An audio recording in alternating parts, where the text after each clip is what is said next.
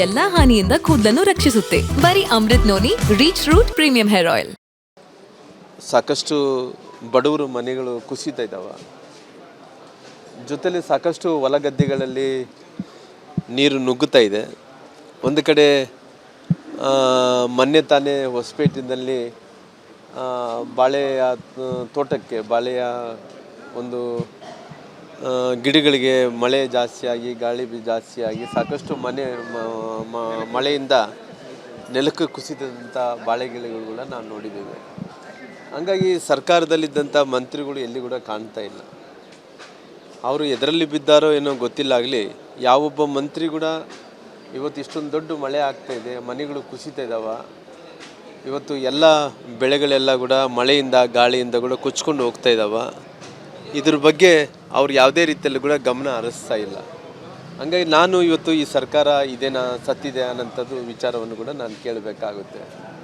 ಮಂತ್ರಿಗಳು ಬಹುಶಃ ಅವರು ಎಲ್ಲ ಕಡೆ ಕೂಡ ಅಡ್ಡಾಡ್ತಾ ಇಲ್ಲ ಅನ್ನೋಂಥದ್ದು ಅನಾವೃಷ್ಟಿ ಬಂದಂಥ ಬರಗಾಲ ಬಂದಂಥ ಟೈಮಲ್ಲಿ ಕೂಡ ನೋಡಿವಿ. ಎಲ್ಲೋ ಒಂದು ಕಡೆ ಕೇಂದ್ರ ಸರ್ಕಾರದ ಹಣ ಕೊಟ್ಟಿಲ್ಲ ಅಂದೇಳಿ ಬೊಬ್ಬೆ ಹೊಡ್ಕೊತಿದ್ರು. ಕೇಂದ್ರ ಸರ್ಕಾರ ಕೂಡ ಹತ್ತತ್ರ 3,500 ಕೋಟಿಗೂ ಹೆಚ್ಚಿದ ಅನುದಾನವನ್ನು ಕೂಡ ಕೊಟ್ಟಿದ್ದಾರೆ. ಕೊಟ್ಟಿದ ನಂತರ ಕೂಡ ಅದರ ಪರಿಹಾರ ಹಣವನ್ನು ಕೊಟ್ಟಿಲ್ಲ. ಇವರು ಪರಿಹಾರ ಹಣ ಕೊಟ್ಟಿಲ್ಲ.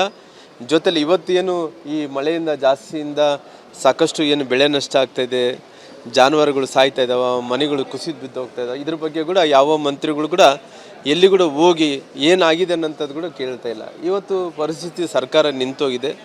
ನಮ್ಮ ಪಾಲಿಗಂತೂ ಸರ್ಕಾರ ಇಲ್ಲ ಅಂತ ಹೇಳಿ ತಿಳ್ಕೊಂಡು, ಬಡವ್ರ ಪಾಲಿಗಂತೂ ಅದು 100% ಬಡವ್ರ ಪಾಲಿಗೆ ಸರ್ಕಾರ ಇಲ್ಲ.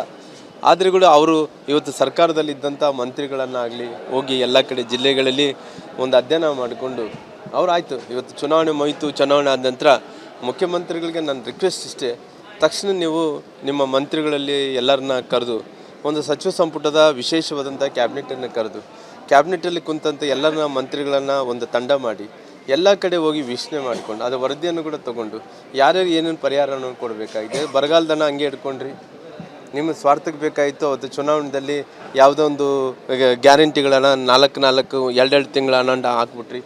ಅವತ್ತು ಸ್ವಾರ್ಥಕ್ಕೆ ಬೇಕಾಯಿತು, ನೀವು ಹಣ ಹಾಕಿದ್ರೆ ಮಕ್ಕಳಿಗೆ ಏನು ಬ್ಯಾಲೆನ್ಸ್ ಇದ್ದಿದ್ದು. ಇವತ್ತು ಕೇಂದ್ರ ಸರ್ಕಾರ ಕೊಟ್ಟಿದ್ದಂಥ ಅಮೌಂಟನ್ನಾಗಲಿ ಜಲ್ದಿ ಬಿಡುಗಡೆ ಮಾಡಿರಿ. ಜೊತೆಲಿ ನಮ್ಮ ಕಿಸಾನ್ ಸನ್ಮಾನ್ ಯೋಜನೆಯಲ್ಲಿ 6,000 ರೂಪಾಯಿ ಚುನಾವಣೆ ಆದಮೇಲೆ ಹಾಕಿ ನಾವು ಅದ್ರ ಬಗ್ಗೆ ನಾನು ಡಿಬೇಟ್ ಮಾಡೋಕೆ ಸದ್ಯಕ್ಕಿರೋಂಥ ಪರಿಸ್ಥಿತಿ ನಿಮ್ಮ ಸಚಿವ ಸಂಪುಟದಲ್ಲಿ. ನನ್ನ ಜೀವನದಲ್ಲಿ ನಾನು ಮಾತ್ರವಲ್ಲ, ನನ್ನ ಕೂದಲು ಕೂಡ ಆಗಿರ್ಬೇಕು ಸ್ಟ್ರಾಂಗ್ ಅಂಡ್ ಸ್ಟೈಲಿಶ್. ಬರೀ Amrit noni reach root premium hair oil ನೊಂದಿಗೆ. Rich root premium hair oil ಇದ್ದಂಥ ಮಂತ್ರಿಗಳನ್ನ ತಕ್ಷಣ ಕ್ಯಾಬಿನೆಟ್ ಮೀಟಿಂಗ್ ಕರಿಬೇಕು. ಏನು ಮಳೆಯಿಂದ ಏನು ನುಕ್ಸಾನ್ ಆಗ್ತದೆ ಅದ್ರ ಬಗ್ಗೆ ಅಧ್ಯಯನ ಆಗಬೇಕು.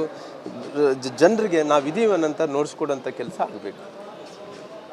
ಪಾರ್ಟಿ ಪರವಾಗಿ ಹತ್ತತ್ರ ನಾವು ಸ್ವಂತ 20 ಜಿಲ್ಲೆಗಳಲ್ಲಿ ಭಾರತೀಯ ಜನತಾ ಪಾರ್ಟಿ ಗೆಲ್ಲುತ್ತದೆ. 2 JDS ಪಕ್ಷ ಗೆಲ್ಲಿದೆ. 22 ಸ್ಥಾನಗಳು ಮೈತ್ರಿ ಗೆಲ್ಲುತ್ತಾ ಇದ್ವಿ. ಇವತ್ತು ನಮ್ಮ ಬಳ್ಳಾರಿ ಜಿಲ್ಲೆಯಿಂದ ಕೂಡ ಎಲ್ಲ ಯಾವುದೇ ಸಮಸ್ಯೆಗಳನ್ನು ತಗೊಂಡು ಭಾರತೀಯ ಜನತಾ ಪಾರ್ಟಿ ಮುನ್ನಡಿ ಇದೆ ಅನ್ನೋಂಥದ್ದು ನೋಡಿಸ್ಕೊಡ್ತಾ ಇದೆ. ಯಾವುದೂ ಇಲ್ಲ ರೀ, ಇದ್ರ ಬಗ್ಗೆ ನನಗೆ ಯಾವುದೂ ಮಾಹಿತಿ ಇಲ್ಲ. ಬಹುಶಃ ನಾನು ಇದ್ರ ಬಗ್ಗೆ ಉತ್ತರ ಕೊಡೋಷ್ಟು ಅಲ್ಲ, ನಾನು ಇದ್ರ ಬಗ್ಗೆ ನನಗೆ ಮಾಹಿತಿನೇ ಇಲ್ಲ. ಅದಕ್ಕೋಸ್ಕರ ನಾನು ಈ ನೆಲದ ಕಾನೂನು ಬಗ್ಗೆ ಭಾಳಷ್ಟು ಗೌರವ ಇದೆ. ಆಲ್ರೆಡಿ ಎಲ್ಲ ತನಿಖೆ ಸಂಸ್ಥೆಗಳು ಕೆಲಸವನ್ನು ಕೂಡ ಮಾಡ್ತಾ ಇದ್ದಾವೆ.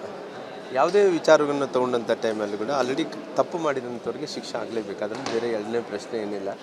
ಹಂಗಾಗಿ ಇವತ್ತು ಸಾಕಷ್ಟು ಮಂದಿ ಇದರ ವಿಚಾರದಲ್ಲಿ ತನಿಖೆ ನಡೀತಾ ಇದೆ. ಒಂದು ಕಡೆ ಅರೆಸ್ಟ್ ಆಗ್ತಿದ್ದಾರೆ. ಯಾರೇ ತಪ್ಪಿದಲ್ಲಿ ಈ ನೆಲದ ಕಾನೂನು ಏನು ಶಿಕ್ಷಣ ಕೊಡುವಂಥ ಕೆಲಸ ಮಾಡ್ತದೆ. ಅನುಕ್ಷಣದ ಸುದ್ದಿಗಳಿಗಾಗಿ ವಿಸ್ತಾರ ನ್ಯೂಸ್ ಯೂಟ್ಯೂಬ್ ಚಾನೆಲ್ ಸಬ್ಸ್ಕ್ರೈಬ್ ಮಾಡಿ. ಹೊಸ ಸುದ್ದಿಗಳ ನೋಟಿಫಿಕೇಶನ್ಗಾಗಿ ಬೆಲ್ ಐಕಾನ್ ಕ್ಲಿಕ್ ಮಾಡಿ.